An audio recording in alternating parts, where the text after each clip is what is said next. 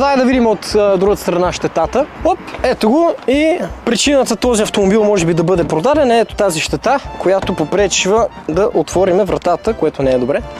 Добре, сега не мога да го затворя майната. Ей, това хлопка не го изреш. Ето и малко по-близък кадър на щетата. Като цяло тук аз виждам две врати, които са пострадали. Ето. Общо взето това е. За щастие няма удар тук отзад и отдолу като че ли е окей. Гледам тук да не ме изяде нещо. Добре, не.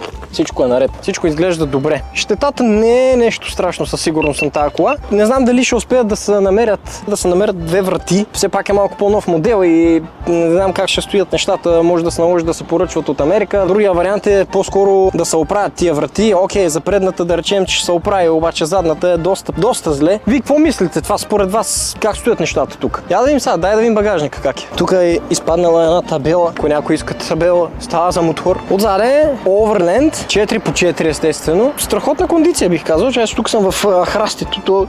Всеки път ги наблъскат тия коли, тук аз това не мога да си го обясна. Всеки път казвам, дай ги малко по-напред да мога да е удобно за снимане. Не, чая, мушните го тук в храстите, това нали е байриски чиляк. Обаче пак не се отваря това нещо, той му трябва ток, а то няма ток.